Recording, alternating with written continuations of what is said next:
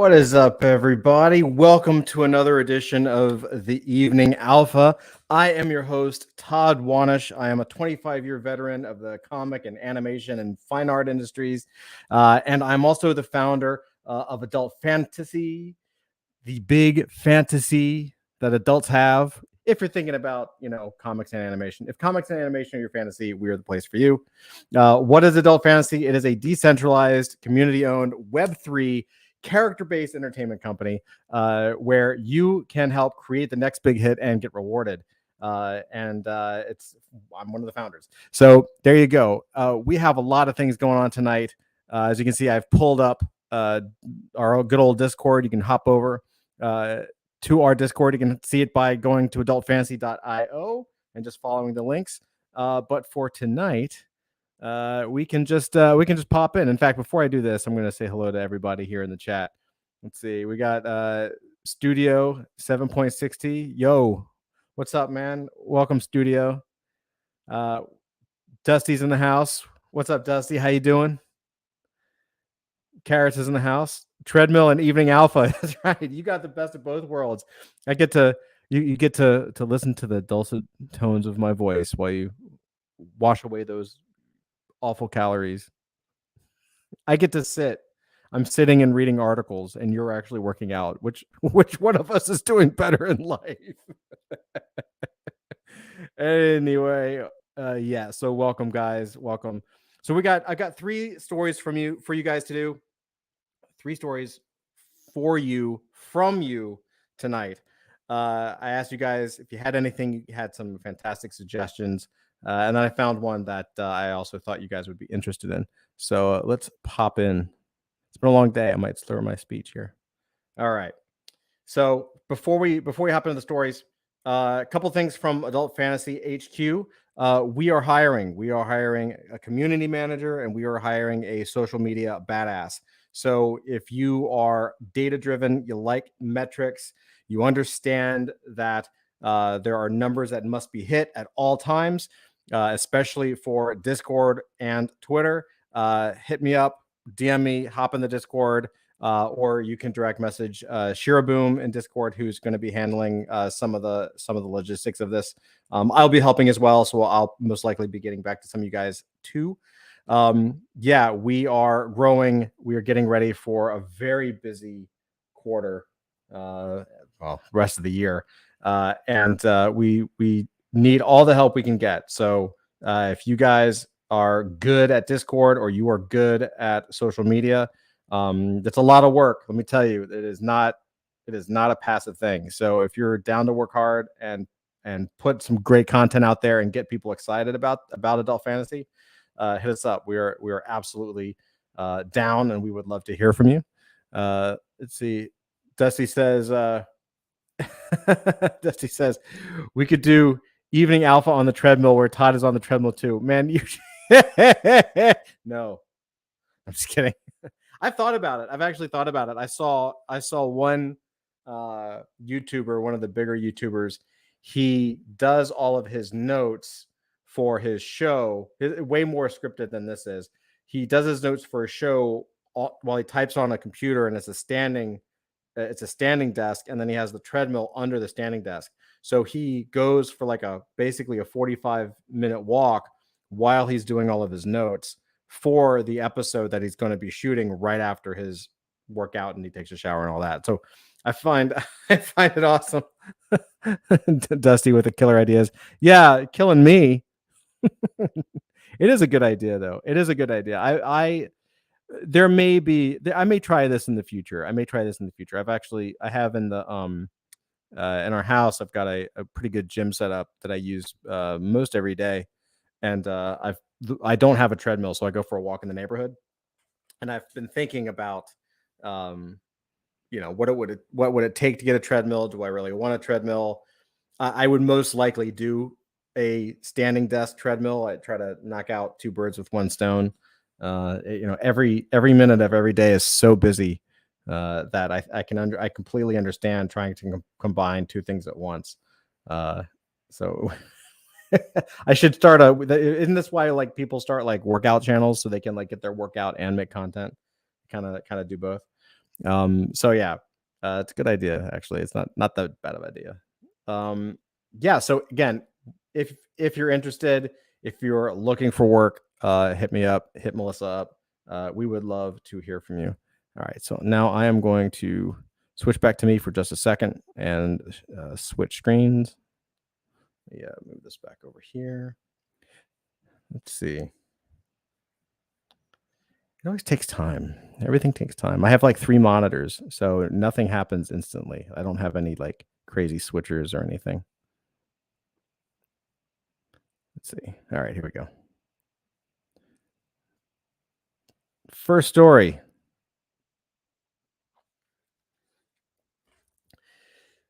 This came from a request inside of our Discord. This is a very interesting story.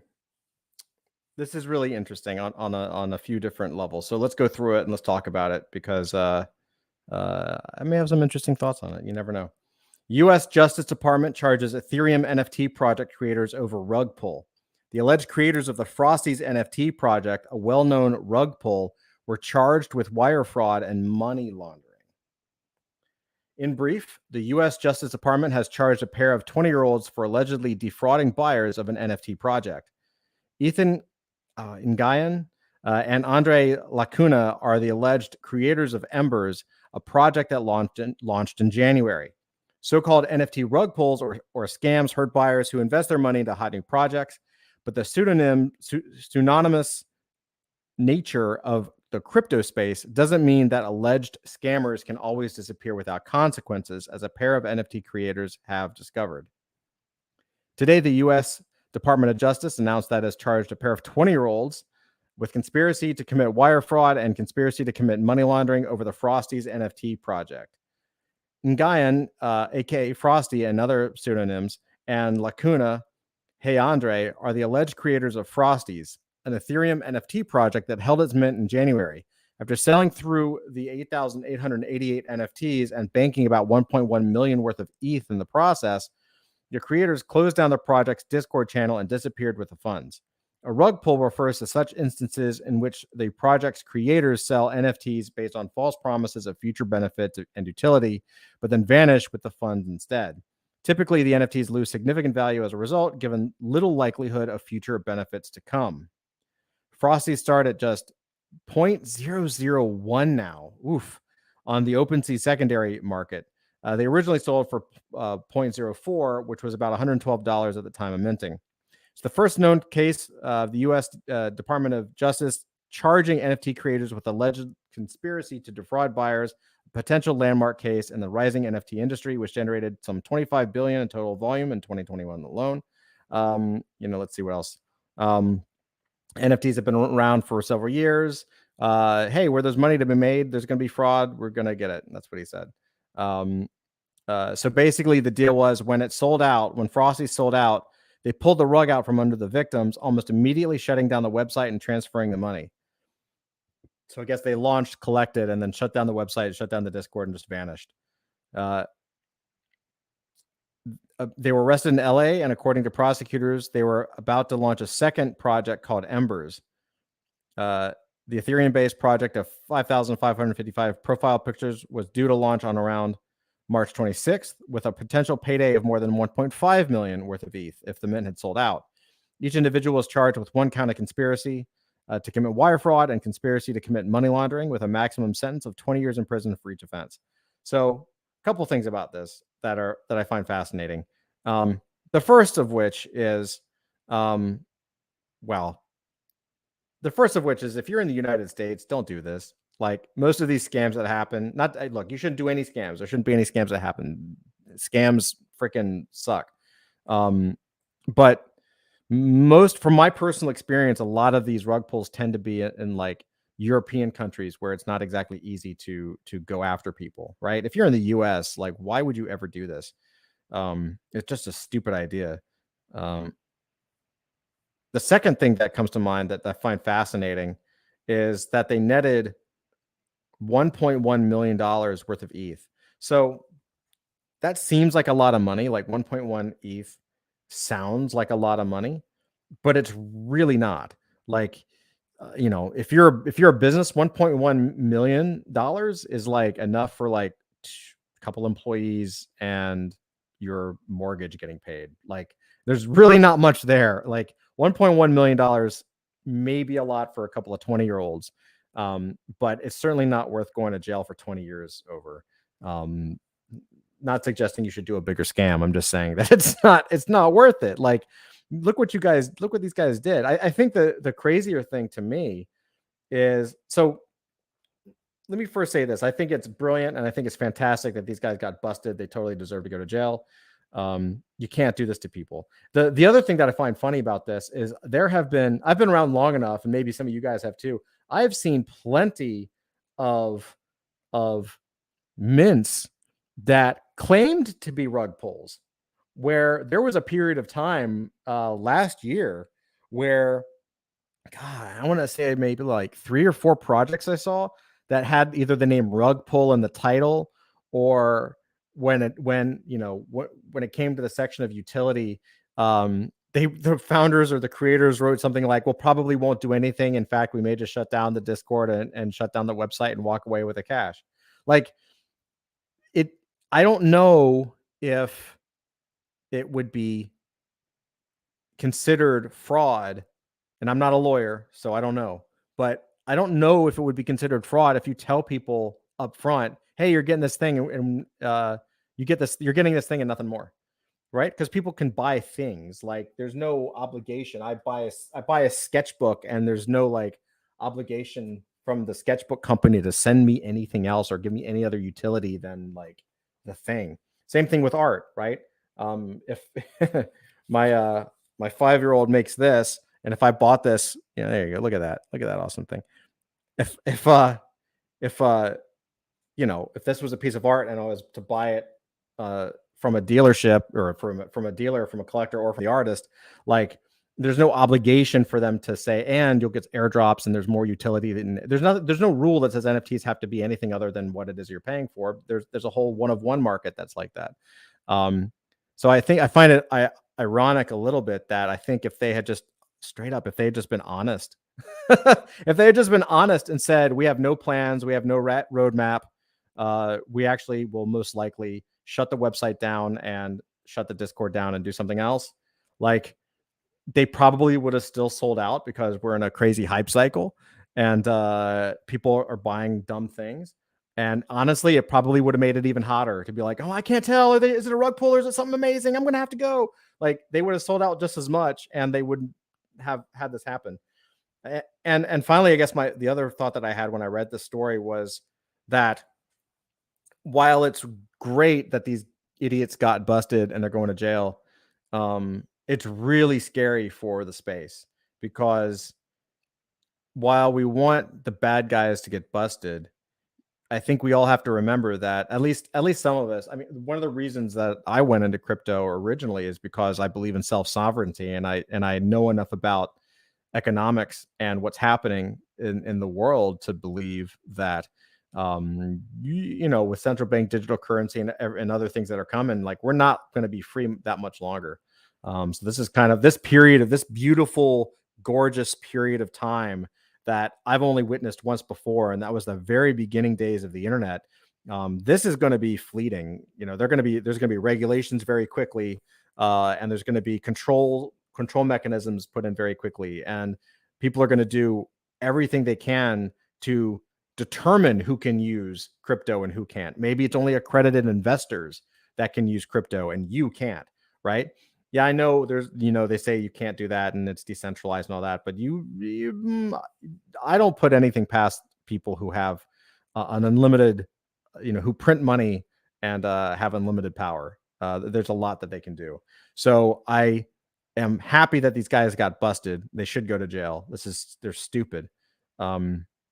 But it also worries me a little bit, because when you introduce this kind of thing of, okay, these guys clearly did a rug pull because they shut everything down, but then you also have members of the US Congress who believe that all NFTs are rug pulls, that all crypto is rug pulls, right? You have members of Congress who are claiming that crypto is the dark web currency, and it's all like bad people and drug dealers and how illegal activity and that's how all the bad guys are shuffling money around, which I tend to laugh I tend to laugh at because correct me if I'm wrong, but I'm pretty sure that all of every single major crime in the United States from the 19th and 20th centuries occurred with a US dollar. But cool, let's go after crypto for like the what 2%, 1%. That's bad. It's ridiculous, but they're using it to gain power over it because they recognize that it's a lot of money and it's a lot of control. So while I'm happy that these people got caught, it also makes me a little nervous because we don't want uh, the rules and the law to say, well, it's all a rug pull, or to start moving that boulder downhill. It's a slippery slope. Like, this is a very obvious case, but it also opens the door for less obvious cases. So my guess would say that you're going to start to see more cases that are less and less obvious, right? So I was actually a part of. There was a project, the first drug pull that I was involved in as a victim, like I in air quotes, because it was my choice to invest. But there was a project called Apimon, and the artwork was dope, and they claimed to have Disney artists, and again, there was no reason to doubt them. It looked really good, and but they sold out rapidly. They made a lot of money. They made more than $1 million. I know that. I don't remember. I think I want to say they made like 3 or 4 million. 3D eggs. They were going to hatch and do really cool stuff. And the eggs were going to be wallets, and they were partnering with other projects, and other projects were already legitimately donating NFTs that you could get randomly in your egg. So you would have basically NFTs airdrop to you from other projects if you were a holder of this egg. I was like, man, that's actually a really cool concept. And I was like, okay, cool, I'll get one. Fortunately, I only got one. And then as soon as it launched, everything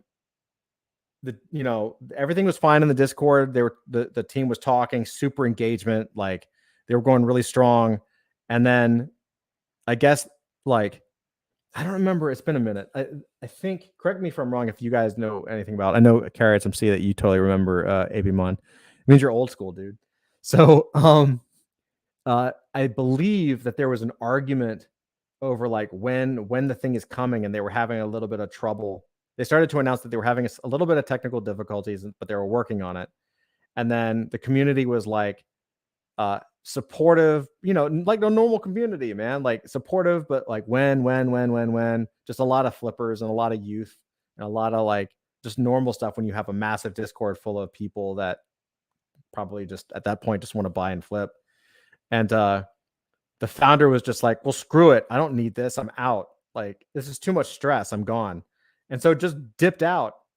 I'm pretty sure it was something like that. It was like, he was just like, I'm done. I don't want to do this anymore. I'm handing over the keys to the mods. They're going to continue it. Or, one of the other people involved in the project was going to handle it. And then, so all of a sudden the main mods had control of the project and didn't really know what to do with it. And, made promises that they were going to try their best, which, I believe. And then, without the founding team, like, it wasn't like one member of the team left. They were like all disappeared. They were all gone. And so it was just like the mods trying to run it. And supposedly they had the code, I think, but it was at that point, you're just like, what's going on? Yeah. So the reason I bring that up is you have to say like, well, what kind of case is that? Is that a rug pull, or is that just a startup that failed? Is that just a project that just didn't work out, right? There are other teams that have broken up where it wasn't a rug pull, but the team started fighting about stuff, and then all of a sudden they can't resolve their differences, and they just decide not to work together anymore for whatever reason, and then it goes away. So I think it's a slippery slope. I think, and we'll talk a little bit more about this in the next story, but I think it's important for people to remember that a lot of the legit companies that people react against and call a scam or rug pull may just be a failed startup where they just couldn't figure it out. You know what I mean? This is very clear. These idiots should go to jail. It's totally a rug pull. And, so at the top line, it's a good news. Like, bad guys go to jail. Maybe it'll stop other people from doing stuff. It'll resolve itself. All right, let's see what you guys have to say about this. Let's see. Dusty says, I think it's going to be a lot more counts of fraud, and as they find more people who are rugged. Yeah, for sure. I mean, these guys, I hate to see it, man. I mean, 20 years old. I mean, that's 20. I don't think I'd like to believe that they didn't know. Like, they certainly knew that it was illegal. They certainly knew that they were being stupid. But I don't know if they knew that it would be 20 years in prison, right? Like, if you're doing some dumb shit like that, I don't know if you actually really understand the full consequences of this. And I don't know if 20 years is like, worth. I don't know if it fits the crime. We'll see what they get charged with. I only say that because, like, I've having been in a rug pull, like, yeah, I mean, the founder, the people that were involved, I was like, you pieces of mother, you have that minute where you're like, God, son of a, like, all the curse words you can think of. But then at the end of the day, I tend to be a person that just tries to take personal responsibility. And I was just like, well, it's my fault. It's my fault, right? Like, no one forced me to put the money in. I did my research, do your own research. And my research told me that it looked pretty cool. It was one of the last times that I went in for an anonymous team, though. It didn't necessarily influence us to be doxxed, but I certainly wasn't going to be anonymous. Like, yeah, I definitely still to this day shy away from completely anonymous teams. If it's not supported by, if you're an anonymous team, you need to be supported by some of the main influencers for me to be interested. Otherwise, I want to see at least one person's name. Someone's got to put their name on the line for it. It's a reputation. Studio says rug pull is a good name for an NFT comic book. It is actually. Oh, we should. Oh, I like that. We should save that one. X Copy isn't promising anything other than art tonight, isn't he? He made like 20 million today. Yeah, exactly. Right. And X Copy is an artist. So he says, I'm making art. I'm having a drop. And there you go. Pack has another one. Like, Pack has some games in there, and they're very inventive with minimal artwork. But he made like 69 million. Like, these guys are making hundreds of millions of dollars. Right. You don't have to, like, it's not that it's not easy, but it takes just as much work to build a Discord and build a presence and do the work for a legitimate project that doesn't end up succeeding as it does a rug pull. Like, why would you do a rug pull? I know it seems like it's quick and it's much faster because you can just ramp them up super quick. But like, with if you can build a Discord audience that fast and a Twitter audience that fast, even if they're fake, if you're pulling in enough people that you can sell out of a 5,555 project or more, like, just do your best, bro. Like, how about you just try to do something because you have an audience. These guys, it breaks my heart because these guys could have, and this will be the final word on it. We'll go through this, but these guys could have stuck with Frosties, tried some utility things. Even if they had failed, they could have done another project and still had an audience that would support them. If you do your best, I'm a believer that if you do your best and something fails, yeah, there are going to be people that shit on you because that's the internet. Wear a cup. But at the end of the day, like, people understand, and there are people who would be fans of this art style and probably fans of these founders if they were legitimate and actually had done their best. So they really screwed the pooch. Like, they could have made way more than $1 million just by being honest. And again, it's a real massive price to pay for being a douchebag. It's brutal. Let's see. Yeah. Andrew says AF Series 2 named rug pull. Yeah, I like that. We could do rug pull. Carrots. Yep, totally remember Apimon. Awesome. Let's see. So yeah, that was story number 1. Thank you guys for submitting that on Discord. I read that, and for some reason today it didn't stick in my head. Like, I should save that as something to talk about. So thank you guys. It totally totally brought it to my attention again. So before the second story, this one is from, I think Carrot shared this with me. It's a story about a founder and just the stuff that goes on behind the scenes of founding an NFT. And this is interesting. This is we're gonna have a good conversation about this. Before we do though, because it is a little bit of a heavy topic. So you know what? Maybe I'll share that later. Yeah, I have something to share with you guys, but it's light and it's funny. So I'll save it towards the end. So here we go. I'm gonna pop over to the desktop again. All right, here we go. So this is from Will, and it's entitled "I Quit." Clickbait. So this is Will X Lee at Will X Lee from the Littles NFT. So again, I'll read this and then we can talk about it. TLDR: sob story of a founder. To share some BTS so other founders can relate and know that it's okay to go through the dark emotional roller coaster of Web3. Hopefully, this will give you the strength and the courage to forge ahead. Let's dive. We, the builders, all come in with a grand vision, a vision to add a little positivity and creativity, a vision to revolutionize the industry of Web3, a vision to change the world. My mission with the Littles NFT has always been to light up a smile on your face, to bring more happiness to the world, to remind you of that long forgotten moment of pure, raw magic. We have an amazing community of supporters, all these amazing people, just to name a few. We have some great partners: CyberKongs, Cool Cats, Kaiju Kings, Real Sup Ducks, and lots of supportive friends and peers along the way. That's an all-star cast, right? Those are fantastic. So to think that amongst the many foundational pieces that we are laying for the Littles NFT, entering into a partnership with world-renowned iconic brand Time Studio would definitely be a huge catalyst, especially for a 4-month-old company. So they're going to be doing a children's series based on the Littles NFT. I have some inside information on that I might be able to share. A partnership like this would take months, if not years, in Web 2. From being able to pitch against hundreds and thousands of projects to navigating the political red tape to getting up the decision tree, we're very fortunate, to say the least. Naturally, for an announcement like this, we were thrilled and excited as this solidifies as a project that is here to stay. News broke and it seemed like the market absorbed it like a sponge. Very little price action, and the focus was back to when within the day. As much as I know we shouldn't look at the floor and focus on building, this was definitely a punch in the gut. Seems like all the hard work was for nothing, that no one really appreciated it and understood the significance of it. That's why even bother working so hard, matched with the constant noise in the market, my confidence and optimism plummeted. Doubt started creeping in, and that's the first time ever this question even crossed my mind.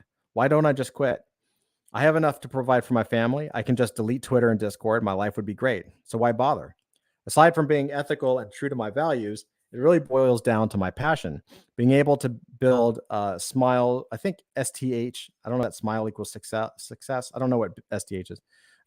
Being able to build STH cool, STH wild, STH impactful, being able to bring more happiness in the world, being able to make my loved ones proud, a mission I've been on since the very beginning. It took me a few days to shake it off and find my bearings. Then I realized that I'm probably not alone on this, that all the builders who are still around is doing everything they can to make it work, to build for a better future. We must be reminded that amongst the handful of projects that gets the limelight, there are hundreds, if not thousands, of other projects that put in honest, real work, yet they don't get the love, the attention, the support they deserve. It's very difficult to admit any type of weakness because of the fear from the market community. Yet without acknowledging these scary thoughts, it is hard to push through and thrive. Burnout will happen and the project will flop. So what can we do about it? End of quarter presents itself a great opportunity to celebrate your wins, to acknowledge areas of improvements, to realign the community on your mission. Doing this will give you much needed renewed energy, motivation to lead fearlessly. Final thoughts. I really hope by sharing my journey, you can find motivation to push through. It's not easy, but it's worth it. Share this with your favorite founder to show them some love and support. Thank you guys for sharing this with me. Much love. P.S. We will be hosting our first quarterly review here this Friday. Come join and hang out. Hope others can find this community to share authentically with their community as well. I'm not quitting. It was only clickbait. So this is a really interesting story. It happens to everybody. Well, not maybe to everybody, but to a lot of people. In startups, you have imposter syndrome where you don't feel like you deserve your success, or you don't feel like you'll ever get your success. You don't feel like you're getting the respect you deserve, or that you've been working so hard for so long. Why can't it happen to you? These are things that are common occurrences. Um, I find everyone has their own trigger. Everyone has their own thing that can push them into a darker place, right? Um, for Will, it was looking at the floor price. Um, Floor price doesn't. That's not something that triggers me because I'm in it for the long haul, and I recognize I've been around long enough to know that floor price, you're just one launch or press release or hype moment away from the floor exploding, right? Like, you look at ApeCoin the other day. ApeCoin launches, it goes from $20 to $5, goes back up to $14, and then over the next couple of days, it, for no reason, just there was no news for like 2 days, and over the next 2 or 3 days, the price went down to like $10, and everyone's like, "Oh my god, it's going to zero. It's collapsing. Why is everybody selling?" And then they announced that they have a $450 million funding funding round for a valuation of $4 billion, and now the price is back up. So, it's just, it's the part of the adoption curve that we're in. So anytime there's a new product or a new technology, new sector, there's an adoption curve, and it starts off really small and tapers, and then goes all the way to the peak when mainstream adoption hits, and then it kind of peters off as something else starts to come in. And for us, for Web3, we're in that early adopter phase, the very tip of it. I mean, this is we're in like 1994, 1993, maybe even earlier than that. When it comes to like where we are on the adoption curve, if you think of where the internet was, we're nowhere near even the beginning of this. Most people don't even know what an NFT is still. I know it's hard to believe because everyone we know is talking about this stuff, but it's really like, I get questions every day about it, like every day. And so the key indicator of that early adoption stage is hype. And that's a problem. It can be an amazing tool or a weapon or something that can launch you to stratospheric heights, because hype, if you catch lightning in the bottle, you have a $450 million seed round because you earned $139 million in 1 year, right? Like Bored Ape is what happens when you catch lightning in a bottle, and CryptoPunks is, and Pixel Vault is, and there are a few others that are like that. But it's so it can be a huge positive, a very good positive force. There are negatives to that too. You want to talk about eyeballs on you? Please, man. Like, you don't think the founders of Bored Ape have pressure on them right now? That's some crazy shit, man. Like, they don't even know what planet they're on right now. Like, straight up. Like, I know some people who've been in large rounds, like tens of millions of dollars. You don't even know where you are half the time. It's a completely different planet, just because there's so much to do and so many new things, and everyone's coming at you all the time. It's a completely different problem set. When you're in that hype cycle, the main problem, so that's the plus. The negative is that if you can't catch the hype, or if the hype doesn't lift you in a way that you believe it should. For instance, for Will, one of his key performance indicators is floor price. It's obvious because that's what bothers him. If that's your key performance indicator, and the hype, you get the hype, and the hype doesn't move the needle, that's a problem. I mean, it's not even. I should even correct that. It's specifically about hype for our space, but it's a bigger. This is a very common problem in the context of what Will's talking about. Like, I've known a lot of startups when, like, they would pay tens of thousands of dollars to PR companies, the best in the world, like the best press and PR relationship management companies, and they would get articles in the New York Times and the New York Post and the Daily News and like Forbes and Fast Company and Entrepreneur and you name it, Wired Magazine, like you name it. They were like on the covers, they were everywhere, and it didn't mean shit. They didn't get one extra sale, and it was just crushing. They were like, "Why the am I doing this? Like, why do we go out and do all these interviews and these articles if it doesn't matter, right?" And they just didn't catch the hype. They didn't catch the wave of it. So there are pros in that it can take you up. There are negatives in that if it doesn't take you up, it can hurt. The other thing that I think is interesting, he's right when he says most people come into the space with a grand vision, and most people, besides our last story with the Frosties, most people do come into the space to add positivity in the world. All of the project owners that I talk to have come in with a grand vision and love in their heart, and really do want to do something positive for people, not just for themselves, but for people in general. And he's this guy. Will is a founder that seems like he's on the same path. You need to. He's got all these great partnerships: Cyber Kongs and Cool Cats and Kaiju Kings and Real Sup Ducks, and the little and Time. By the way, remind me one day to tell you about the email, the partnership rejection email I got from Cool Cats. It's pretty funny. That's a story for another day. It's pretty funny.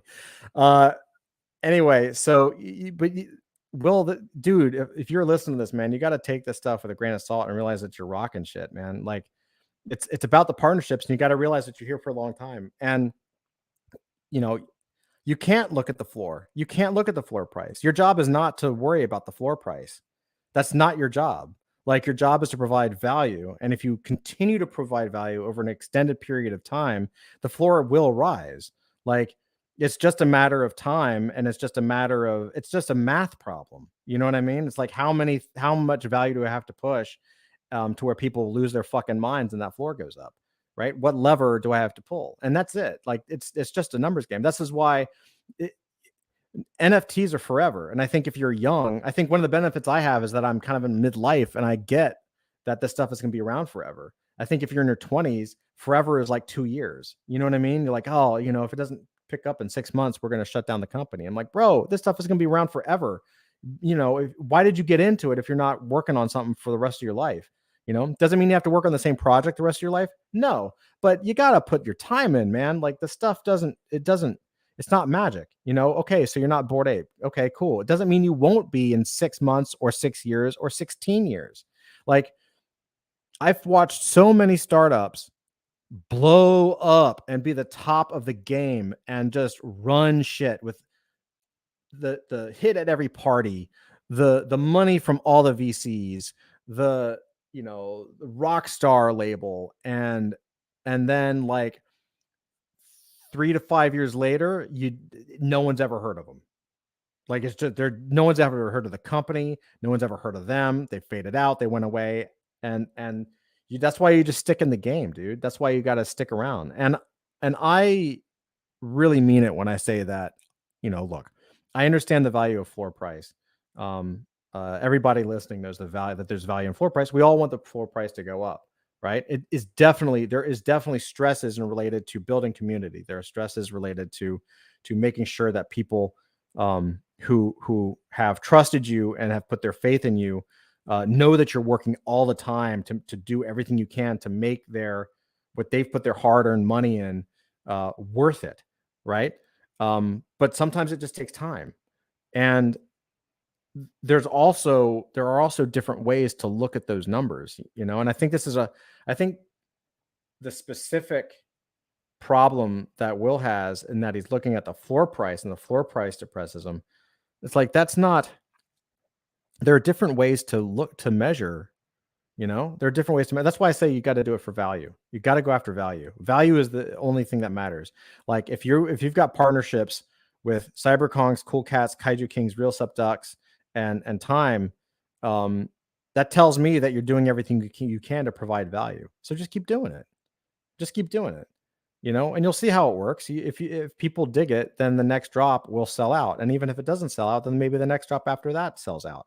You just keep going. You keep building, because 90% of these projects aren't going to be here in 2 years. Most of them, right?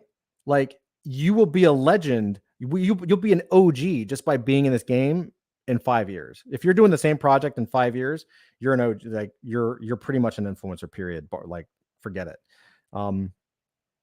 So I think there's different ways to look at it. It does go to a bigger point of the stress and the anxiety that comes with these projects. I don't think anybody can understand how stressful launching an NFT project is or building an NFT project is unless you try it. It is not. So it is a startup, but it's different. The pressure is different than startups because, well, I'll give you an example. Like we've launched, Melissa and I as a couple have launched, we launched like half a dozen companies before this. Each one did better than the last and, yada, yada. But there was never the pressure. We never had the pressure of like, if it doesn't sell out on day one, the company's doomed. Like, you know what I mean? Like if we don't, like, where else on planet Earth in the history of all commerce has it ever been written that if we don't sell out 10,000 pieces, our company is done for? Like, that's insane. You're going to sell 10,000 products. If you sell 9,998 products, you didn't sell out. Therefore, your company is a failure. Your project is doomed. That's insane. And that is pure hype cycle mentality, right? You can sell out like it doesn't make, it's not logical, it's emotional, right? It doesn't make sense. If you sell 50 out of 50, you've sold out and it's great. If you sell 9,998 out of 10,000, the project is doomed. And this is why I say it. I've said it before and I say it over and over and over. It's like, if your project, if the complete success of your project is dependent on you selling out like day 1 or 2 or week 5, if your entire future of your company is based on you selling out the mint, then you don't have a business. What you have is a get rich quick scheme, because that is not how businesses run. I actually wonder, and I think you will find, and we may be working on something in this vein. I'm not going to say too much, but I've always felt that, especially having been behind the scenes, if people thought of NFT mint launches and projects more like Kickstarter projects, more like Indiegogo crowdfunding projects, they would have a better understanding of what most of these projects are, right? People have ideas, they want to do stuff, they make the artwork, they do some work in advance, and then they launch the project, and then the money comes in or it doesn't. And just like a Kickstarter, just like a Indiegogo campaign, just like any kind of crowdfunding thing, that's basically what most of these NFT projects are. Not all of them, right? But a vast majority, a lot of them. And I think if investors and collectors and people that put their money in understood that, then at least when you have something like an Apimon or you hear a founder who's just stressed out of his mind, you could actually just take a seat back and be like, okay, well, I get it. Like if the rug pull was my fault and the founder being stressed out is okay, right? It's okay. You got to remember too that these guys, everyone we're all real people, and life happens. We've had, I don't want to talk about it too much, but just behind the scenes, like, with just family stuff, like, Melissa is my spouse and she's a mom, right? And she's doing live coding and working on the smart contracts and doing everything. Like I've got daddy duty. She's got mommy duty, there have been like, we built this, most people, including us, built this through the time of COVID, right? Like we've all been through the whole, this whole period together.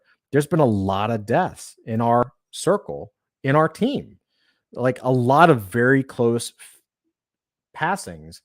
And that's affected people. That's affected members of the team. But we've been fortunate that we haven't stopped. Everyone's been just putting 100% in. But it still is affected. It still affects you. It's still affecting people now. Again, I don't want to go too much into it, but there are there are life things. So I think when you take all of this into consideration, and I think Will may be taking that imposter syndrome or that fear of failure, or that it's not going to work, or why am I doing this, and maybe projecting that onto the floor as a sense of validation, right? The floor doesn't go up, therefore my project isn't working, therefore I'm not good enough. And that's not the case. I actually heard about I was wondering why I heard about the littles. I hadn't heard about the story, but I was and I had not heard about the NFT project. But I was in a private, I can't talk about too much, but I was in a private meetup yesterday for a group of entrepreneurs and leaders, and I was on a panel with the president of Time, for timepieces, and he was mentioning that they were doing this. So I guess I can talk about it because they announced it, but they're going to be doing. Well, let me do my due diligence. I don't want to devolve anything that I'm not allowed to. Expanding further on Time's initiatives, development's fourth property in space, children's series. Yes. Okay. So cool. So yeah, they're making an animated series off of. Oh, that's what I heard. I heard Robotos. Okay.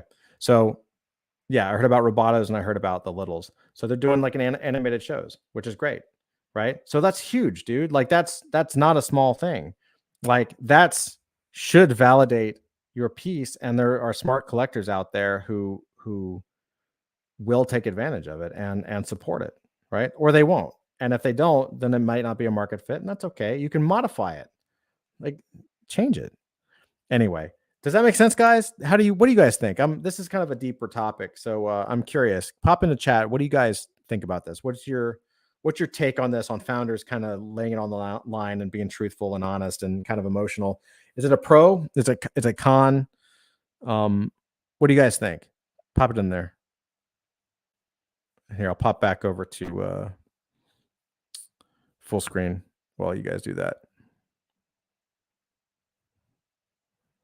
Yeah.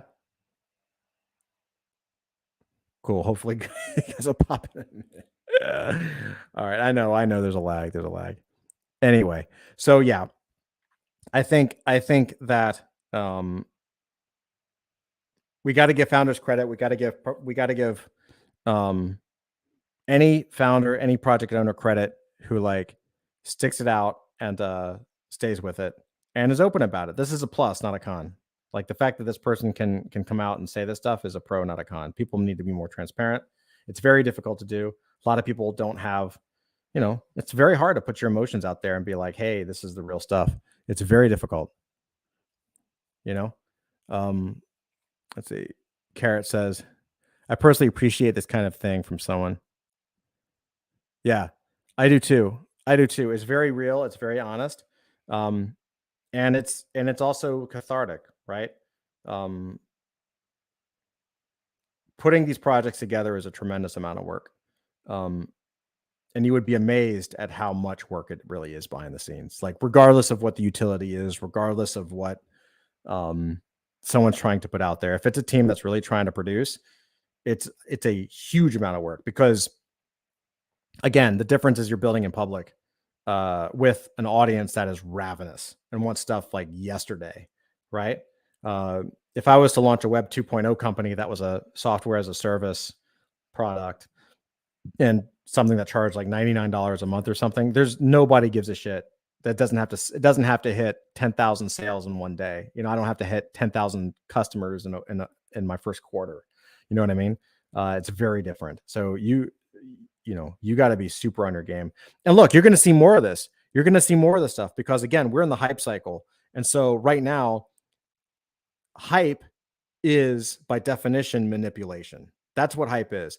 It is not that hard to come in and be like, oh my God, guys, and just like pump it up. And people are like, what? No, I got to get this thing. And boom, you got a rocket ship. You get the right influencers, you pay the right people, you do the right things. Step 1, step 2, step 3 equals profit. And that's great. But the problem with the people with the projects that are based on hype are going to have is that once that hype is done, you have the problem of building, and you have the problem of long-term building after hype, which is difficult. If you base your entire launch off of hype and you don't keep that hype up, it becomes very hard to then build for the long term because people get used to the hype. It's one of the reasons why we tried to be very transparent from the beginning. We definitely wanted to promote and we wanted to market and we want people to be excited about it. But excitement is different than just like balls to the wall hype and making people just like, oh, because, again, it's what I was saying. I've said for a long time, like, this is a long-term project. This is not a project for flippers. I've said that from day one. It really isn't. I mean, you don't invent a technology that de-ages over the course of 4 years for flippers. Like, that's not a flipper project. It's the definition of a whole project. So we knew going into it that we were kind of planting our flag on, like, look, we're certainly going to be hyping things up and we want people to be excited, but it is not going to be a hype project, something that, we would have expected 250,000 people in our Discord in 2 days. And then, all that crazy stuff. That's just not what we're about. Like, we're going to be here for 10 years at least. So, it's a long-term thing. So I hope that was valuable. Dusty says, I agree. Transparency is always appreciated. Yeah. And it's hard. It's really hard because, you never know, like with Will here, like there may be things behind, there may be other things happening on the team, right? It may not be just this, right? He's got a team and there might be other people in the team that are just like, oh, I don't know what's working. Like, and it might just be affecting him. Like, you never know. Like, again, people are real. But he's doing the right thing. He's putting it out there as soon as he's able to. And, this has been building, right? Like, this isn't something that just happened to him. Here, I should share my screen as I scroll. This isn't something that just like happened to him. He didn't just feel like this and let it out. Like, he's been working through this, where does it say? I think he said it was taking him weeks or something. Took me a few days to shake it off and find my bearings. Right? Yeah. I mean, a few days is pretty good. Next time it might be a few weeks, and that's okay. Stuff happens, but he's doing the right thing. He's not quitting. He even says it's a clickbait story, which is pretty fun. Anyone that's knocking him for this shouldn't be in his community. Honestly, if you're in his community and you're like, this is bullshit, sign of weakness, then you might not be a good fit, right? And that's okay. There's no harm in selling. There's no harm in trying to get out. There's no harm in not showing up. I commend the guy for doing this. It's very difficult. It's very difficult to do. All right. Oh, and I told you I would sign this off with like something positive. So, as I mentioned, and we just talked about, being a founder can be very stressful. Lots of stuff behind the scenes. It's the most amount of work you could possibly do. It's just a tremendous amount of work. So I wanted to share with you what I'm going to call this. This is called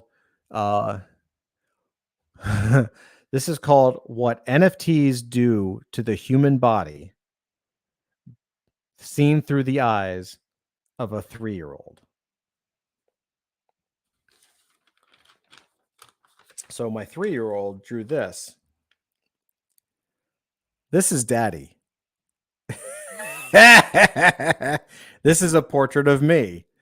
So notice that the hairline goes all the way around the face. And I think those little marks on the face all over head to toe, or well, all over the face, is stubble, So that pretty much, yeah, exactly, Carrots. That sums it up. This is what NFTs do to the human body over time, through the mind and eye of a 3-year-old child.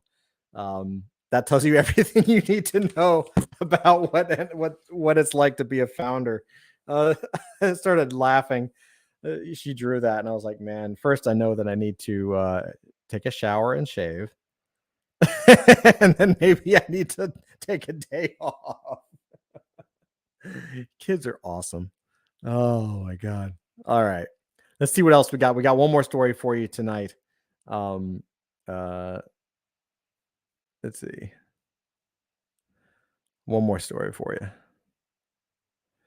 All right. Studio behind smash hit PUBG series will make Solana NFT games. I really dug PUBG when it came out. I only played it a few times because I don't have time to play video games. I'm too busy making shit. But PUBG was awesome. I really liked it. So the PUBG Battle Royale series has more than 1 billion downloads across platforms, and now its publisher is building on Solana. So it's more. This is great news. Like, they're a legitimate team. Everyone has respect for PUBG, or at least most people do. And it's a game company, a legitimate game company, coming in and saying, yeah, screw it, we're making NFTs. Like, I'm telling you, everybody's making NFTs. In 2 years, there won't be a company that doesn't make an NFT. In brief, PUBG game maker Krafton will develop games on the Solana blockchain. Krafton and Solana Labs will collaborate to develop and market games, as well as make investments together. Major traditional video game makers are beginning to explore the Web3 gaming space, experimenting with NFT assets and cryptocurrency-based economies in the process. Now, another notable game studio with a massively popular franchise is making plans to develop blockchain-based games, in this case on Solana. Today, South Korean game publisher Krafton Inc. revealed a long-term agreement with Solana Labs, with plans to work together to develop a market blockchain and NFT-driven games that run on the Solana network. So it's interesting that they're going to be working together to develop a market blockchain. So they're going to be selling I wonder if they're going to be selling games, NFT. I wonder if it's NFT-driven games via a market on Solana, right? So it's not just a market on the blockchain and new games from Krafton. I wonder if it's a market that, like Steam, right? Steam for NFTs. It sounds like what it is to me. NFT-driven games that run on the Solana network. The firm also plans to explore co-investment opportunities. Krafton is the company behind PUBG Battlegrounds, originally Players Unknown Battlegrounds, a popular battle royale shooter franchise that spans multiple platforms. The series has logged more than 1 billion downloads for its mobile iOS and Android edition, along with 1 billion downloads, along with more than 77.5 million combined downloads for its PC and console entries. I had no idea that the iOS and Android editions clocked like 100x, a billion downloads, more than the PC version. I always thought it was just purely a PC game. Like, I know they had mobile versions, but man, those mobile versions must be hot. The PUBG games see up to 100 players drop into a single online map and battle it out to be the last player or team standing. The original PC game, which was initially a premium title, was launched in 2017 and predates Epic Games' popular Fortnite Battle Royale game. We all remember that. The free-to-play PUBG Mobile has reached an even wider global audience, and mobile analytics firm Sensor Tower reported in November 2021 that the game had generated more than $7 billion in revenue to date via in-game purchases.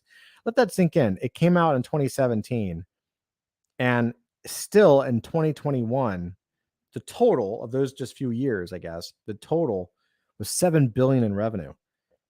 The studio also recently launched a separate futuristic themed PUBG mobile title called New State Mobile. That's cool.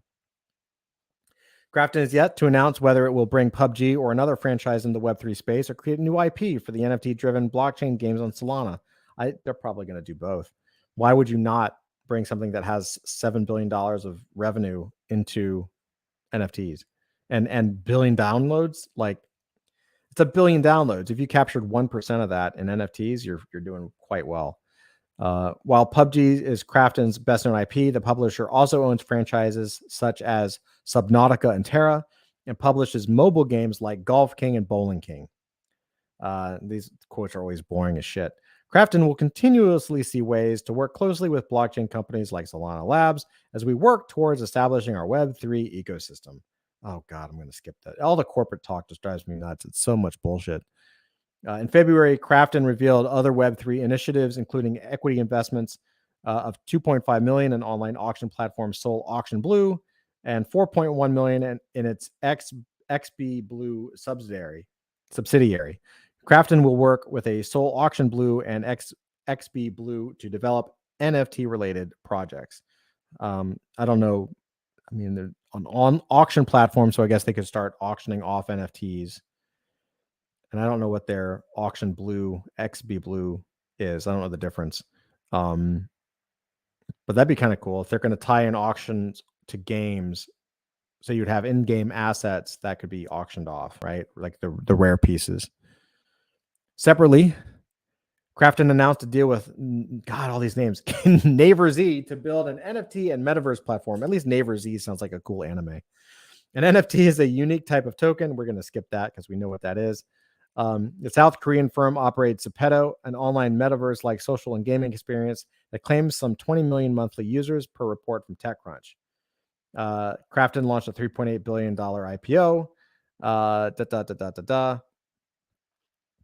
Other notable traditional game publishers that are playing in the NFT space include Ubisoft and Square Enix, while well-known game designers like Will Wright and Peter Molyneux are also working on NFT-powered games.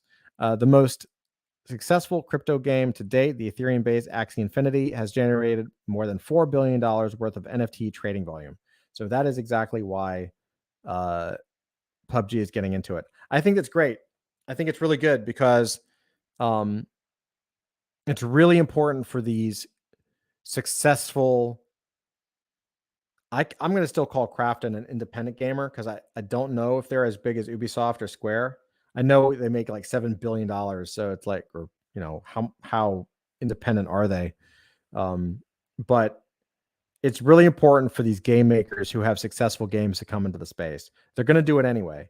Like when you have Ubisoft and Square Enix pop in, and really well-known game designers come in, it forces the rest of the industry to come along, right? Because they're going to have success. They're going to take the arrows of all of the game designers and all of the artists and all of the people who hate NFTs and it's this and it's that and it's a scam and it's a pyramid scheme and the all the stuff, which by the way are almost always said by people that don't know what gas is, don't know what Gwei is, never bought an NFT, don't know anything about crypto.